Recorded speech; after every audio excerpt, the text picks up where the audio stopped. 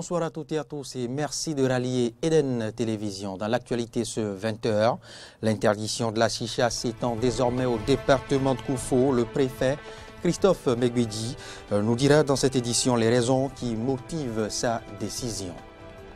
À suivre, la cérémonie de remise de prix aux lauréats du concours de production sur l'avortement organisé par la BPF Entendez, l'agence béninoise pour la promotion de la famille. Et puis en interactualité, la Hongrie a donné son accord aux vaccins russes et chinois sans attendre l'autorisation de l'agence européenne de validation des médicaments. Voilà pour le sommaire.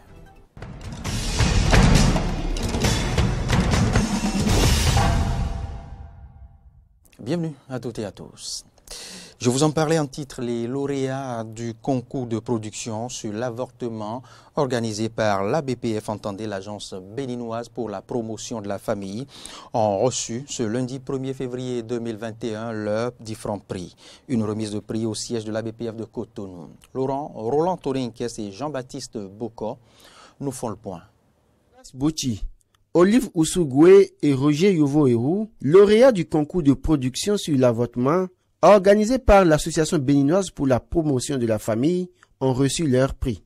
C'était au cours d'une cérémonie fort simple au siège de l'association. Notre rôle est d'abord de faire prendre conscience aux uns et aux autres des dangers que ça représente, afin de créer un environnement et l'accès favorable aux populations qui n'en ont même pas conscience pour qu'elles puissent avoir accès à l'avortement sécurisé. Et je suis heureux aujourd'hui de vous accueillir dans notre association parce que vous avez été les meilleurs qui est sorti des articles de presse pour porter ce message à la population, les conscientiser pour que au Bénin on puisse enfin crier une fois que nous sommes arrivés avec votre aide, vous qui êtes de la communication, à zéro avortement dangereux, à risque dans le pays. Quand on aura fait ça, je pense que vous-même vous vous sentirez fiers et on pourra vous porter la chaîne de la victoire et de la gloire. 22 500 à 44 000 femmes meurent des suites d'avortement à risque dans le monde. L'une des principales causes de mortalité maternelle, entre 8 et 13%. Parmi les femmes qui survivent à un avortement, 5 millions de plus chaque année seraient confrontées à de graves complications de santé à long terme. À cela s'ajoutent les problèmes économiques et sociaux pour ces femmes. Dans ce cadre, la BPF et ses partenaires travaillent sur un projet pour réduire jusqu'à 0 décès liés aux avortements. Un projet dénommé « Sa santé, ses choix ». Et dans le cadre de ce projet, il était important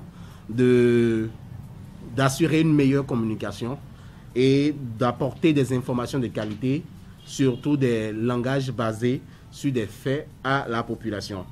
La BPF, dans ses stratégies, a mis en place, a tenu un atelier qui a réuni les journalistes qui, pour l'association, sont des acteurs clés en termes de communication. Et ces acteurs-là ont eu à travailler sur la thématique et rédiger des articles. Des articles et productions de presse qui ont servi de concours. Et au thème de la délibération, Olive Ousougoué de Radio Bénin pour le compte des radios censors avec 7,66 points.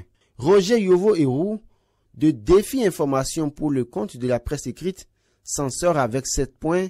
Et Jonas Bochi de la télévision Eden TV prend la première place de sa catégorie avec 7 points. Eden TV est bien connu de ABPF de par sa disponibilité et surtout de l'effort d'essai du personnel à travailler avec dextérité doigtée pour que la qualité puisse parler d'elle-même. Je tiens à souligner ici que le prix qui porte mon nom n'est que symbolique parce que ce n'est pas que Jonas Bochi, mais c'est toute la maison. Nous travaillons en collégialité en fait et ce n'est que moi qui ai signé, mais c'est tout le personnel de la maison qui a contribué à la qualité de ce travail. Les lauréats ont reçu des chèques de 500 000, 300 000 et 200 000 francs CFA, respectivement, pour les catégories télévision, radio et presse écrite. Et dans un tout autre volet maintenant, l'usage de la chicha est désormais interdit dans le département du Koufo. Le préfet l'a fait savoir ce lundi aux unités de la police républicaine de son département. Suivez ici les précisions. Il est au micro de Jonas Bouchi. Ce n'était pas courant chez nous. Depuis qu'on a interdit la consommation du narguilé et de la chicha, les gens envoient tout ici. Et maintenant, dans les restaurants, les buvettes, on utilise toujours le même embout. Même d'accord embout là qu'on met. Ils font semblant de nettoyer avec leur chiffon. Et ils envoient dans leur bouche. Et à tout de rôle. Mais ce qu'ils font là, ça ne sécurise pas les parents, les jeunes. C'est pour cela que nous avons réfléchi ensemble et un arrêté a été pris. Pour bien sûr couvrir nos éléments républicains qui vont agir en permanence et partout. Nous demandons votre présence sur le terrain. Parce que vous ne voulez pas que nos parents tombent malades. Nous sommes là pour assurer leur sécurité. Nous sommes là pour faire en sorte qu'ils soient en bonne santé. Je peux compter sur vous. Je sais que vous allez faire ce travail-là. Avant de partir, je souhaiterais qu'ils reçoivent copie donc de l'arrêté. Vous commencez par travailler en même temps.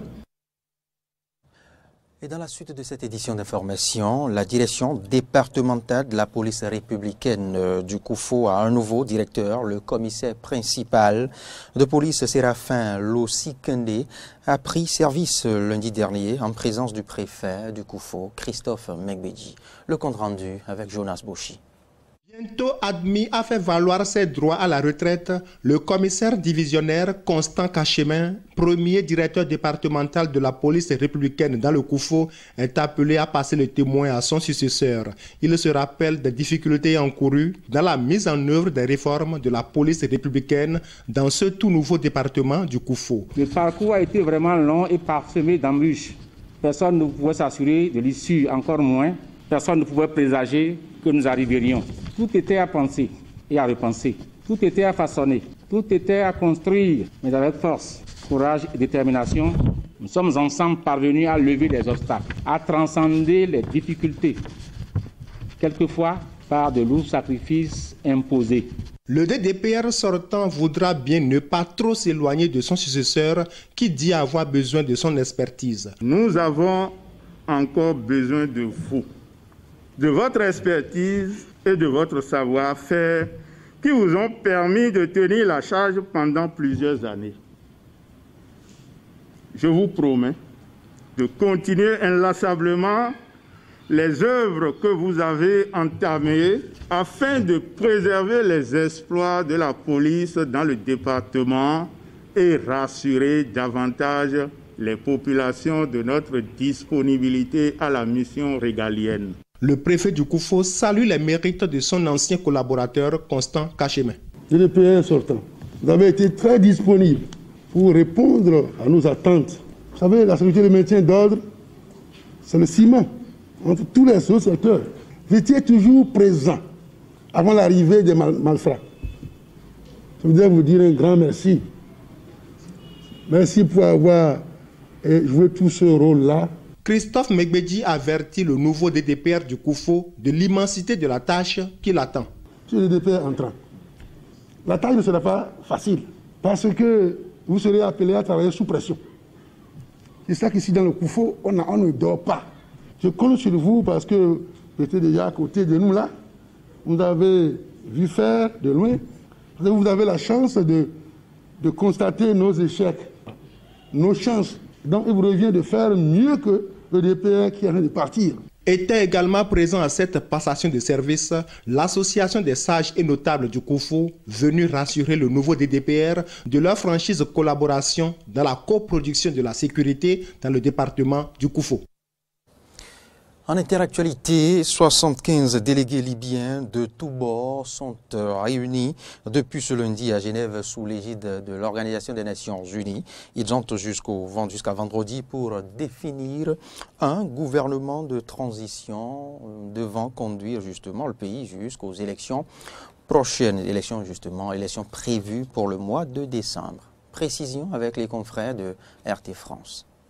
La réunion du Forum du dialogue politique libyen, prévue sur 5 jours, a commencé lundi 1er février dans un lieu tenu secret autour de Genève. Dès son ouverture, la représentante des Nations Unies a exhorté les participants à confirmer l'issue démocratique du processus.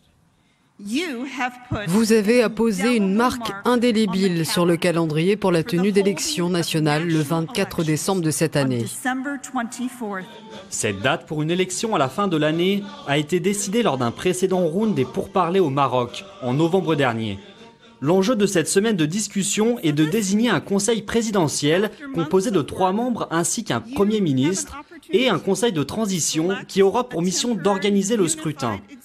Depuis la révolte de 2011 et l'intervention de l'OTAN qui a précipité la chute de Kadhafi, la Libye est profondément divisée. À l'ouest, le gouvernement reconnu par l'ONU, le GNA. À l'est, la plus grande zone du pays, contrôlée par l'armée nationale libyenne du maréchal Haftar. D'abord allié à Kadhafi, puis opposant depuis la fin des années 1980, ce militaire s'est engagé en 2011 pour la chute du gouvernement. Et enfin au sud, une zone très peu densément peuplée, contrôlée par les tribus du sud, des milices qui se divisent entre les deux camps. C'est donc dans ce contexte que le Forum du dialogue politique libyen a déjà présélectionné 45 candidats, parmi lesquels il faudra choisir les 4 personnes qui constitueront l'exécutif libyen jusqu'au vote du 24 décembre prochain. Restons-y pour dire que la situation en Libye est critique. Est-ce que la désignation justement d'un nouveau Premier ministre a des chances d'aboutir? La réponse à cette question avec Claude Blanchemaison, il est éditorialiste et expert en relations internationales. Je crois que ce qui est remarquable, c'est que les 75 délégués libyens venus de tous les horizons, de tous bords, approuvés par l'ONU, sont réunis donc pour la 2e fois, cette fois-ci à Genève, et qu'ils ont la semaine en réalité pour choisir sur une liste de 45 candidats également approuvés par l'ONU, un Premier ministre, vous l'avez dit, ses 2 adjoints et puis 3 membres du Conseil présidentiel, qui seraient donc chargés d'assurer la transition sous la forme d'un gouvernement unifié jusqu'aux élections du 24 décembre prochain, élections législatives et élections présidentielles. La difficulté, c'est que leur travail est un petit peu miné par les principaux candidats à ces postes, puisqu'on sait que à Tripoli, du côté du gouvernement de l'Union nationale, le ministre de l'Intérieur brigue le poste de Premier ministre et que l'actuel Premier ministre démissionnaire n'est pas tout à fait d'accord avec cette candidature. Et de la même manière, du côté du maréchal Haftar, il y a une rivalité très forte entre le maréchal Haftar et le président du Parlement de Tobrouk, qui lui aussi est candidat à ce poste de Premier ministre. Alors, il est probable que ce processus qui est en cours à Genève va durer, qu'il peut durer d'ailleurs un peu plus longtemps que cette semaine, pour finir par dégager un consensus. Mais ce ne sera pas chose facile. Un tour sur le continent africain. L'Afrique du Sud entame sa campagne de vaccination. Le pays, vous le savez, fait partie des plus touchés sur le continent africain. Il a reçu 1 million de doses de vaccins. Les premières injections commencent dans 2 semaines. Une course contre la montre. Avec 43 000 morts et 1,4 million de contaminations, le temps presse pour ce pays de plus de 57 millions d'habitants. Ce sont plus de 500 décès qui sont dénombrés chaque jour ces dernières semaines. Alors, face à l'urgence, Pretoria a décidé de ne rien attendre du dispositif COVAX de l'OMS et d'acheter ses propres doses. Si l'on devait rédiger un tome sur la lutte durable du pays contre la pandémie de Covid-19, lundi marquerait un nouveau chapitre, celui de l'anticipation, de l'espoir et des possibilités. 1 million de doses sont attendues ce lundi en Afrique du Sud. Il s'agit du vaccin Oxford AstraZeneca produit par l'Institut Serum en Inde. 500 000 doses supplémentaires sont attendues d'ici fin février. La campagne va débuter par le personnel de santé, 1,2 million de personnes, puis suivront 40 millions de Sud-Africains. L'objectif, une immunisation de groupe avant la fin 2021. Mais la vaccination dans les pays riches a pris 1 sinon 2 longueurs d'avance. La semaine dernière, lors du Forum économique mondial de Davos, le président Cyril Ramaphosa avait dénoncé le manque de solidarité des pays les plus fortunés.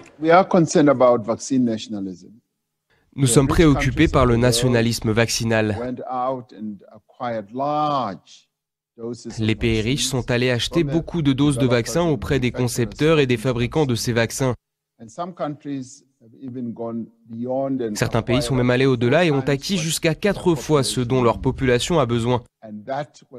Et cela visait à stocker ces vaccins.